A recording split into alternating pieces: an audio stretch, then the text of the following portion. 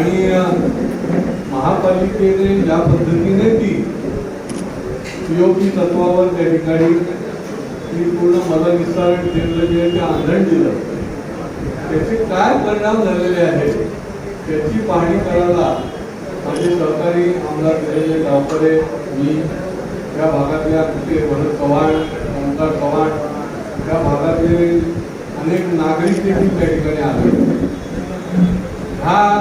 ही जी काही मलनिस्सारण केंद्र आहे याच्यामध्ये प्युरिफिकेशन म्हणजे त्याच्या निर्णयाची यंत्रणा लावून ते पाणी जे आहे ते शुद्ध करायचं आणि ते विकायचं. ते इंडस्ट्रीजला विकायचं, बागांसाठी उपयोगी करायचं, ते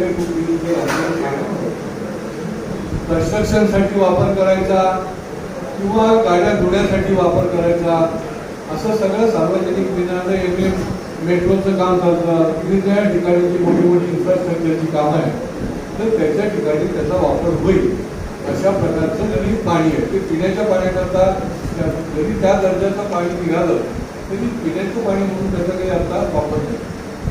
आता महापालिकेने आता हा उद्देश किती चांगला आहे, परंतु महापालिकेने कशा पद्धतीने त्याचा तुकडा करून टाकला आहे, कशा पद्धतीने त्याचं वाटोळं केलं आहे आणि कशा पद्धतीने नागरिकांच्या खिशाला चाट देऊन करोडो रुपयाची वाट लावलेली आहे, याचं उत्तम उदाहरण म्हणजे हा प्रकल्प. आता इथे आम्हाला यायचं होतं म्हणून आम्ही पार्ट 2 सोडून आलोय. भाग दुसरा जो आहे तिथला तो आम्ही दोघं परत पुढच्या आठवड्यामध्ये जाणार आहोत, त्यामुळे तुम्हाला पण आम्ही सांगतो. तर त्या ठिकाणी पैसे भरलेले आहेत.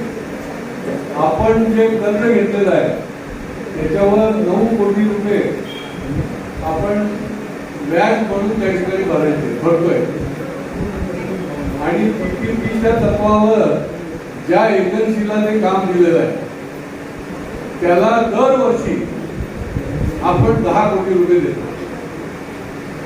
म्हणजे बघा, तिकडे ती एनर्जी गेली, इकडे व्याज भरतोय आणि 10 कोटी रुपये दरवर्षी हे बसून मिळतायत आहे, काही करायचं आहे. आणि या माध्यमातून जो रेव्हेन्यू यायला पाहिजे. बघा कसं आहे की हे जनरेशन आता नागपूर महापालिका करते, परंतु करोडो रुपयाचं पाणी ते विकतात. सगळ्यांना माहिती आहे की या उन्हाळ्यामध्ये मोठ्या प्रमाणात ठाणे महानगरपालिकेमध्ये प्रश्न हा सर्व ठिकाणी उभा आहे आणि त्याच्यामुळे मुबलक पाणी हे उपलब्ध होत नाही. आपण महानगरपालिका म्हणून लोकांवरती आचारसंहिता लावतो, लोकांवरती आपण मर्यादा टाकतो की तुम्ही याच्यासाठी पाणी वापरू नका, त्याच्यासाठी पाणी वापरू. पण मुळात हे पाणी ठाणे महानगरपालिकेमध्ये आपण STP-मधनं ट्रीट करतो. त्याची ट्रीटमेंटची कॅपॅसिटी किती आहे? 120 MLD ट्रीटमेंटची कॅपॅसिटी असतानाही आपण जेमतेम फक्त 58 लिटर त्या तिकडे पाणी जातं आहे. म्हणजे कुठलंही प्लांट जर सक्सेसफुली रन करायचं असेल तर कमीत कमी 50% तरी त्याची कॅपॅसिटीचं एवढं पाणी त्या तिकडे उपलब्ध असलं पाहिजे, ते होत नाही. त्याचबरोबर फक्त 5 MLD, जसं मगाशी केळकर साहेबांनी सांगितलं की त्या तिकडे 5 MLD ट्रीट होईल असं क्रशरिंग प्लांट त्या तिकडे आहे. त्याच्यामुळे लोकांच्या दृष्टिकोनात आपल्याला जास्तीत जास्त, जसं केळकर साहेबांनी सांगितलं की जास्तीत जास्त पाणी त्या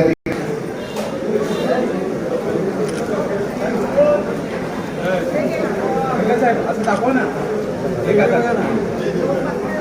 खालती घ्या एकदम खालती.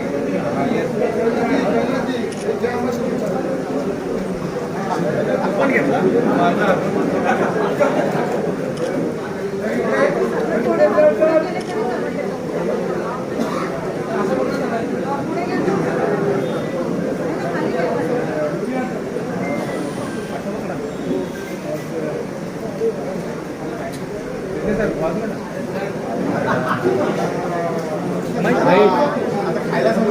खायला